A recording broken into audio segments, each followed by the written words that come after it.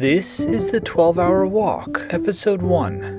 The Enlightening. That's my wife Kelly Jane, and she organized a 12-hour walk for a group of friends based off of the book by Colin O'Brady. For 12 hours you must walk alone. Your phone on airplane mode so you're free of distractions. No music or no podcasts either. Distance is irrelevant. You're just supposed to be out there for 12 hours, by yourself with your own thoughts. I packed the following: 1 can of sunscreen and 4 protein bars, 2 kinds of edibles, hand sanitizer, and a water bottle. I had no specific route in mind other than going north of Manhattan, straight up Bowery past Supreme until making a left at Cooper Square.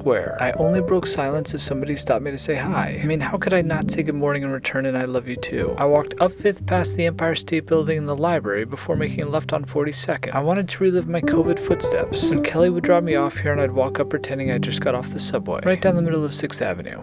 In the middle of, quote, rush hour. The first 5 hours of the walk truly felt enlightening. It was a chance to be completely free. A tour guide for myself in my own city, both by landmarks and down memory lane. I really wanted to go back to my 4-year-old self, across the street from the $600 a month 2-bedroom that my parents had. Felt the need to go find the rock that I played on every day, same spot where my mom gave me one of the best life lessons ever. She looked at me in a state of distress over other kids playing on my rock and said, "Tim, you have 2 choices in life. You can choose to have a good time, or you can choose to have a bad time." From the rock, I walked over to a little plaza on Park Avenue, where my mom used to take me to watch the trains coming and going from the tunnels to Grand Central. Between standing here and pretending I was 4 or 5 all over again, a quarter of the way into the walk and I'm in the best headspace ever. I keep making my way north, finding these little nooks and crannies where I'm like, where the hell did this come from? I'm getting the most joy from seeing all these little campers out and about, and I felt so thankful for the counselors, even though that wasn't my kid. On the other side of Manhattan, Kelly was making her way up to Jersey. I stopped at Marcus Garvey for a refill and then headed over to Lenox. Kept making my way north past Sylvia's, and then as Manhattan narrows, I started making my way further west. It's nearly impossible to get lost in Manhattan, but this was the one part of the walk where I'm like, where the fuck am I? Because for the first half of the walk, I had what is known as level 7 energy. Didn't have a care in the world. It felt like I kept running into gems like Sylvan Terrace, a perfect stretch of wooden houses up by 160th. From there down Broadway Terrace, past the new mom who stopped me to say hi at 204th. And just before I reached the tip of Manhattan,